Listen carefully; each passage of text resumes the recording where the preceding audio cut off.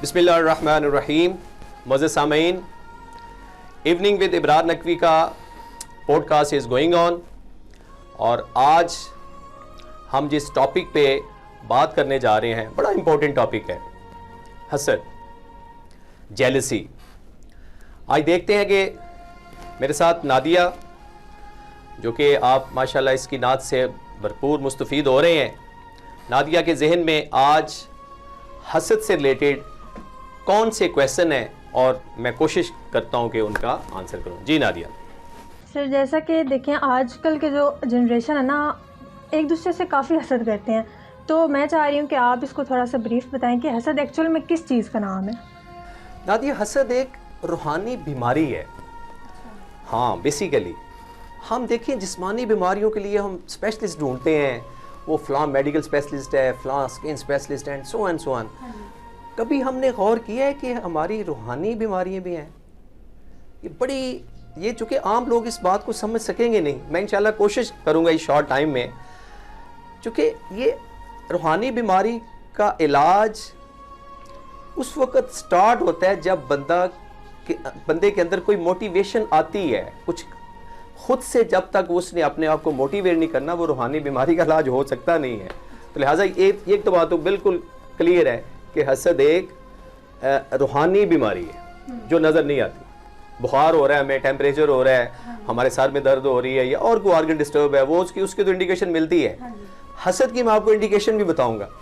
مطلب آپ کے کہنے کا مطلب ہے کہ ہم لوگ ایسا کرتے ہیں کہ جب کسی کے پاس چیز دیکھتے ہیں تو ہم لوگ یہ خواہش کرتے ہیں کہ اس کے پاس وہ چیز نہ آ رہے.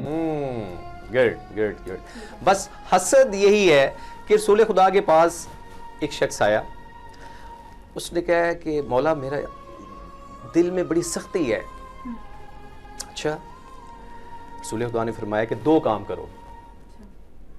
بڑے امپورٹنٹ ہے 2 کام, کیونکہ یہ ہمارا یہ سلسلہ جو ہے نا, یہ چونکہ ینگسٹرز کے لیے اور باقی لوگوں کے لیے موٹیویشن بھی ہے, سب سے پہلے ہمارے اپنے لیے.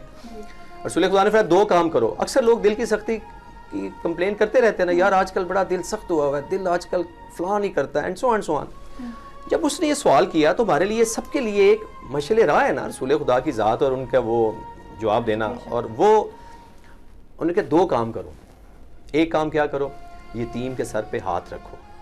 ہاتھ رکھنے سے مراد یہ ہرگز نہیں ہے کہ سر کے بالوں, اس کی ہیلپ کریں. ٹھیک ہے, یتیم کے سر پہ ہاتھ رکھو. اور دوسرا, لوگوں کو کھانا کھلاؤ, جو کھاتے پیتے ہیں, جو آلریڈی بڑے سوکھے ہیں, ان کو نہیں, مساکین کو, غربا کو. کہتے ہیں جب اس نے وہ 2 کام کیے, بڑا خوشحال اور بڑا لائٹ سا ہو گیا, ہلکا ہو گیا. تو میں یہ اس کا انشاءاللہ میں ساتھ ساتھ آپ کو بتاؤں گا کہ یہ آخرکار یہ لوگ سخت دل کیوں ہوتے جا رہے ہیں, اس کی کیا وجہ ہے.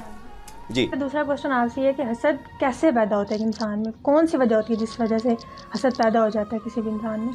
دیکھیں جی, حسد کسی بھی طریقے سے پیدا ہو سکتا ہے. یہ آپ کو ایک سمپل سی میں چونکہ مثال بتاؤں, کیونکہ میرے ینگسٹر چونکہ یہ پروگرام سن رہے ہوتے ہیں. زمین پہ جو سب سے پہلی بیماری, جو اس کو میں بیماری کہوں گا نا, روحانی بیماری جو آئی, وہ حسد تھی. قابیل نے حابیل کا خالی قتل نہیں کیا, ہم تو بس یہ مشہور ہو گیا نا جی, قابیل نے حابیل کو قتل کر دیا. اس کے پیچھے ساری کی ساری ہسٹری یہ روحانی بیماری حسد کی ہے کہ اس کی قربانی قبول ہو گئی, میری کیوں نہیں ہوئی. اس کے پاس یہ ہے, میرے پاس کیوں نہیں ہے, اینڈ سو آن. اس کی بڑی تفاسیر ہیں. ایک میں اس کے لیے ایک آرٹیکل پڑھا تھا کہ شیطان جو ہے نا, شیطان اس کو کسی جگہ جانے کی اجازت لینے کی ضرورت نہیں ہے. شیطان ہر جگہ بغیر کسی پرمیشن کے, بغیر کسی جو ہے نا وہ موجود ہو جاتا ہے. وہ فرعون جس نے خدائی دعویٰ کیا تھا نا, اس کے ساتھ اس کا تھوڑا سا مکالمہ ہے. اگر تھوڑا سا میں 2 منٹ لوں تاکہ اب میں اپنے ناظرین کو یہ بات بتانا چاہوں گا حسد ہے کیا. فرعون اپنے بیڈ روم میں, سیپریٹ بیڈ, اس کے بیڈ روم میں کچھ جانے کی جرت نہیں کر سکتا. لیکن شیطان چونکہ شیطان ہے, اس نے, وہ بھی بڑا سمجھدار تھا, اس نے بغیر اجازت نہیں گیا, اس نے ناک کیا. اس نے کہا کس کی جرت ہے کہ میرے جس نے بیڈ روم کو ناک کیا ہو. بہرحال جب گیا تو شیطان تھا, اس نے کہا جی آپ نے خدائی دعویٰ کیا ہے, آپ کو یہی نہیں پتا کہ باہر آپ کے کون آپ کو ملنے آیا ہے. تو فرعون ہلا, اس نے کہا ایسی بات میرے سے کون کر سکتا ہے. مطلب فرعون, اس آپ یہ دیکھیں جس نے خدائی دعویٰ کیا ہو, پوری دنیا اسے ڈرتی، سجدہ کرتی تھی. Would you believe it کہ لوگ سجدہ کرتے تھے فرعون کو. اس نے کہا جی اچھا جی ایسے آئیں جی آپ تو اس کو اندر لے گیا. اس سے جو مکالمہ ہوا نا، اس نے کہا کہ آپ کیسے لوگوں کو ورگلاتے ہو، کیا آپ کے پاس ٹپس کیا ہیں.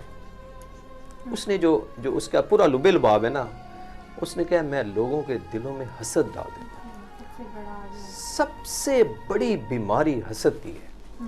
تو یہ شیطان کا ایک بہت بڑا حرب ہے. تو انسان پہ آزماتا رہتا ہے. انسان ہے کہ وہ باتوں میں آ جاتا ہے. دس مینس کہ آج کا دور آپ دیکھتی ہو نادیہ کہ ہم رحمان کے راستے پہ کتنے لوگ ہیں اور شیطان کے راستے پہ کتنے ہیں. مطلب شیطان ہمیں بائی کا دشمن بنا دیتا ہے یہ حسد کی وجہ سے. اس کے پاس گاڑی ہے، اس کے پاس بڑا گھر ہے، سگا بھائی ہوگا، لیکن حسد کی آگ میں وہ جل رہا ہوگا. حدیث میں بھی ہے نا، پھر میں آپ کو ڈیٹیل بتاؤں گا کہ حسد ایمان کو ایسے کھا جاتا ہے جیسے کہتے ہیں آگ سوکھی لکڑی کو کھا جاتی ہے. ایمان جب دل سے چلا گیا تو باقی پلے گیا بندے کا رہا. اور یہ بھی ہے حدیث میں کہ جو ایمان اور حسد جو ہے نا وہ ایک انسان میں ایک وقت میں نہیں ہو سکتے. نہیں رہ سکتے. بالکل ایسے ہی کہ رحمان اور شیطان، دل تو ایک ہے نا، ہمارا دل تو ایک ہے، اور دل نورانی، ہم نے کہا ہے نا اس کا دل بڑا نورانی ہے، نورانیت ہے اس میں اللہ تعالیٰ کی ذات رہتی ہے. اللہ نے کہا میں دلوں میں رہتا ہوں. اگر اس میں شیطان آئے گا تو پھر رحمان تو وہاں نہیں ہوگا. آپ والی بات کہ یہ دو چیزیں ایک جگہ نہیں رہ سکتی. ماشاءاللہ بہت اچھا سر آپ نے ایکسپلین کیا. اور سر ایک بات یہ کہ ہم لوگ اکثر جب کسی کی چیز دیکھتے ہیں نا تو ہم لوگ یہ کرتے ہیں کہ اس کے پاس جو ہے وہ نہ ہو، اور ایک ہم اس کی چیز کو دیکھ کے تعریف بھی کرتے ہیں اور تمنا بھی کرتے ہیں کہ ایسی میرے پاس بھی ہو. تو ان میں کیا ڈفرینس ہے؟ ماشاءاللہ یہ دو ڈفرینٹ اسپیکٹس ہیں. ایک حسد ہے، ایک رشک ہے. رشک کہا گیا ہے کہ رشک کریں کہ یا اللہ یہ چیز اس کے پاس ہے، اس کے پاس رہے، جو چیز اس کے پاس ہے اس کے پاس رہے. اپنی جناب سے مجھے بھی عنایت ہو جائے. دعا کرنی چاہیے. حسد یہ ہے کہ یا اللہ مجھے یہ ملے نہ ملے، اس کے پاس نہیں رہنی چاہیے. بس یہی چیز اللہ کو پسند. دیکھیں حضرت علی علیہ السلام نے بڑا خوبصورت اس کے متعلق ایک جملہ بتایا کہ حسد کرنے والا جو شخص ہے نا، جس کو حاسد کہتے ہیں، حسد، وہ اللہ کی تقسیم پہ راضی نہیں ہوتا. مطلب ایک اللہ نے اس کو نعمت دی ہے، اللہ نے اس کو گھر دی ہے، اللہ نے اس کو گاڑی دی ہے، اللہ نے اس کو خوشحال کیا ہے. بھئی ایکس وائی زی کو کیا مجال ہے کہ اس کے اوپر آبجیکشن کرے یا اس کے سوائے اپنے نقصان کے. حسد کی ایک نادیہ بات یاد رکھنا، حسد کرنے والا کسی کا کوئی نقصان نہیں کر سکتا سوائے اپنے نقصان کے. حسد کی آگ میں وہ جلتا رہے گا. حسد کہتے ہیں اندر سے ایسے جیسے وہ کسی چیز کو گھن لگ جاتا ہے نا، انسانی جسم کے آرگنز ایسے ڈسٹرب کرتا ہے، پھر کسی کو کینسر ہو جاتا ہے، کسی کو کوئی ایسی ڈیزیز لگ جاتی ہے. پھر یار اچھا والا بندہ تھا، لیکن وہ حسد کی آگ اس کو اندر سے کھا جاتی ہے. تو لہٰذا میری کوشش ہے کہ اپنے ینگسٹرز کو اور اپنے ناظرین کو، سب سے پہلے اپنے آپ کو، کہ اللہ تعالیٰ ہمیں اس حسد جیسی موذی بیماری، یہ روحانی بیماری میں دوبارہ کہہ رہا ہوں، یہ فزیکل نظر نہیں آنے والی، یہ ڈاکٹروں کے پاس جانے والی نہیں ہے، یہ اپنے اللہ سے ربط سٹرونگ کرنے والی بات ہے. جتنا آپ کا اللہ سے ربط سٹرونگ ہوگا آٹومیٹیکلی وہ حسد آپ کے اندر سے نکلتا جائے گا. اور سر اب حسد کے ہم نے جیسے کہ کافی ساری پوائنٹس کو ڈسکس کیا، تو حسد کی بدترین حالت کون سی ہے؟ کافی سٹیپس ہیں نا، تو بدترین حالت ایک ہوتی ہے، وہ اس کی کون سی ہے؟ حسد کی بدترین شکل یہی ہے جی کہ انسان جو ہے نا وہ مطلب اس سٹیج تک پہنچ جاتا ہے کہ نہ پھر اپنے قابل رہتا ہے، نہ کسی کا کچھ بھلا کر سکتا ہے. چونکہ بدترین تو اس کی بہت ساری فارم ہے، آپ پتہ نہیں اس کانٹیکسٹ میں کہہ رہی. جو میں اس کو سمجھا نا کہ ایک شخص جو اس کی حسد کی آگ میں جل رہا ہے نا، وہ کسی کو تو فائدہ پہنچا، وہ کسی کی خوشی کے ساتھ خوش ہو گئے نہیں. اچھا میں اس کی سمپل سی مثال دوں کہ آپ نے کسی کو چیک کرنا نا، اس کو کہتے ہیں ٹیسٹ کرنا کہ کون حسد کی آگ میں ہے کون نہیں ہے. 2-3 دوست بیٹھے ہیں نا، آپ کسی ایسے شخص کی تعریف کر دیں جو اس سے حسد کرتا ہوگا نا، وہ اس کو برداشت نہیں ہوگی، وہ اس کی تعریف سننا چاہے گا ہی نہیں. تو میری نظر میں تو ظاہر ہے اس کی ایکسٹریم پوزیشن تو وہی ہے کہ انسان سب سے زیادہ اپنا نقصان کرتا ہے اپنے اللہ کی تقسیم پہ. جیسے امام نے فرمایا کہ اللہ کی تقسیم پہ راضی نہیں ہوتا. یہ اس کی ورسٹ کنڈیشنز ہیں. آپ اس میں کوئی چیز اگر ایڈ کرنا چاہیں جو آپ کے ذہن میں یہ آتا ہے کہ حسد کی بدترین حالت یہ ہے کہ ہم لوگ جب کسی کو خوشی میں دیکھتے ہیں نا پھر ہم لوگ کو اس سے زیادہ جیلسی ہوتی ہے. ایگزیکٹلی بالکل. تو تکلیف میں بھی دیکھنا تو بھی خوشی ہونا, مطلب یہ بندہ تکلیف میں اچھا ہے, اس کے ساتھ بہت اچھا ہو رہا ہے, یہ اسی قابل ہے, تو یہ چیز بدترین حالت میں آتی ہے. بس ایسے ہی ہے کہ کیونکہ اس میں دو چیزیں ہم اکثر شیئر کرتے رہتے ہیں کہ ایک آزمائش ہوتی ہے, ایک سزا ہوتی ہے, کیونکہ اسی سے ریلیٹڈ ہی ہے. ہم دنیا میں یہ سمجھتے ہیں کہ ایک شخص اگر بیمار ہوا ہے, کسی کو کوئی تکلیف ہوئی ہے یا کوئی اور کو کسی کو مصیبت پڑی, ہم کہتے ہیں اچھا دیکھا یہ بڑا برا شخص تھا. لیکن ہم یہ بھول جاتے ہیں کہ ایک اللہ تعالیٰ کی آزمائش. اس طرح تو دیکھو نا, نبیوں کے ساتھ, آئمہ کے ساتھ کیا کیا سلوک ہوا. امام علی مقام پہ کربلا میں سارا خانوادہ ان کا قتل ہو گیا, تو پھر تو ہم یہ سمجھیں کہ نعوذ باللہ کہ وہ اللہ نے ان کے ساتھ زیادتی کی ہے. ایسا نہیں ہے. آزمائش جتنا کسی کا مقام بڑھتا ہے اس کے اوپر اتنی آزمائش سخت ہوتی ہے. اللہ کے نیک بندے جو ہوتے ہیں ان کے اوپر آزمائش آتی ہے. ہاں پھر آزمائش اور سزا کیا ہے, اگر بندے کے اوپر کوئی مصیبت پڑے, کوئی بیماری آئے, کوئی اور ایسا کوئی انسیڈنٹ ہو, اگر اس کا اللہ سے ربط سٹرونگ ہے, اللہ سے رابطہ قائم ہے, تو یہ آزمائش ہے. اگر اس مصیبت میں, اس پریشانی میں وہ اللہ سے دور ہو گیا تو سمجھ لو کہ اس کو سزا ہے. یہ دو موٹی سی باتیں یاد رکھنا نا. کبھی زندگی میں اکثر ہم سوسائٹی میں دیکھتے ہیں, اچھا وہ دیکھو یار کتنا بیمار ہو گیا, کتنا مریض ہے, پتہ نہیں کیسی مصیبت میں, اللہ نے اس کو سزا دی ہے. ہم یہ بھول جاتے ہیں کہ سزا اور آزمائش یہ دو ڈیفرنٹ چیزیں ہیں. بہت اچھا ایکسپلین کیا سر. اب سر اگر ایک انسان ہم سے حسد کرتا ہے تو ہمیں اس کی پہچان کیسے ہوگی؟ بس جیسے میں نے بتایا کہ اس کی پہچان کا بہترین سورس ہے کہ آپ اس کے ساتھ کسی ایسے شخص کی بات کریں. اچھا, حسد کرنے والا جو شخص ہے نا, اس کی بہت ساری علامات ہیں. میں آپ کو تھوڑا سا اس میں جو میں نے کچھ پوائنٹس ایک دو بتائے ہیں. وہ کسی کو سلام نہیں کرے گا. حسد کرنے والا شخص کسی کو سلام نہیں کرے گا. اس کی ترقی پہ پریشان ہوگا. اس کا گریڈ ہو گیا, دفع کرو یار اس کا. مطلب یہ چھوٹی چھوٹی باتیں ہیں. اس کی تنگ نظری کے ساتھ, مطلب اس کو ایسے فیل ہوگا کہ مطلب لائف اس کی ہے, لیکن وہ اس حسد میں آ کے اس کو سلام نہ کرنا, اس کے لیے برا سوچنا, اس کے لیے اینڈ سو آن. تو بہت ساری ایسی علامات ہیں کہ آپ کسی کو ٹیسٹ کرنے کے لیے, ایک سب سے بڑا ٹیسٹ میں نے یہی بتایا کہ اس کے سامنے کسی کی تعریف کرو, وہ نہیں سن سکے گا. حالانکہ تعریف میں کر رہا ہوں, مجھے وہ اچھا لگتا ہے, لیکن چونکہ وہ اس سے جیلس ہے, وہ اس کے ساتھ حسد کرتا ہے, تو وہ نہیں سن سکے گا. اچھا سر, ہم دوسروں کے حسد سے بچ کیسے سکتے ہیں, اس کا سولوشن تھوڑا سا بتائیں. اچھا دیکھیں, قرآن میں بھی یہ کہا گیا ہے کہ من شر حاسد اذا حسد. اللہ تعالیٰ نے بھی قرآن میں کہا ہے کہ جو حسد کرنے والے ہیں ان سے دعا کریں ان کے حسد سے بچنے کی. اور اس کا بہترین رستہ یہ ہے کہ اللہ تعالیٰ کے ساتھ ربط سٹرونگ رکھیں, اپنے واجبات ادا کریں اور پازیٹیو تھاٹ رکھیں. سب سے جو امپورٹنٹ بات ہے کہ جب آپ پازیٹیو اپنی سوچ رکھیں گے تو حسد والی چیز نہ چاہتے ہوئے بھی انسان کے اندر پیدا ہو جاتی ہے, کیونکہ شیطان, میں نے بتایا نا کہ اس کو کوئی اجازت لینے کی ضرورت نہیں ہے. چھوٹی چھوٹی باتوں پہ انسان حسد کر رہا ہوتا ہے, لیکن اس کو اس کا احساس ہی نہیں ہوتا. یہ ایسی ڈیزیز ہے جو بندہ محسوس ہی نہیں کرتا, لیکن اس ڈیزیز میں انوالو ہو جاتا ہے. تو میں جو اس کو سمجھاؤں کہ حسد سے ایک تو دعا کرنی چاہیے, سورہ ناس کی تلاوت کریں.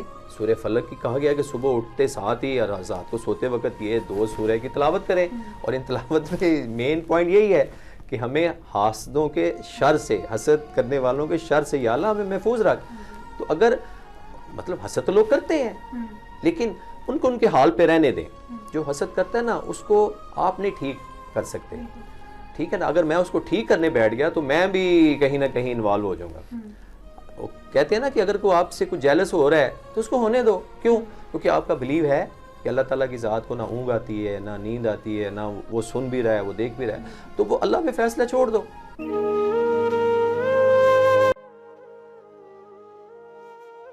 ہم مدینے سے اللہ کیوں آ گئے, قلب حیرا کی تسکی وہیں رہ گئی, دل وہیں رہ گیا, جان وہیں رہ گئی, ہم اسی در پہ اپنی جبیں رہ گئی.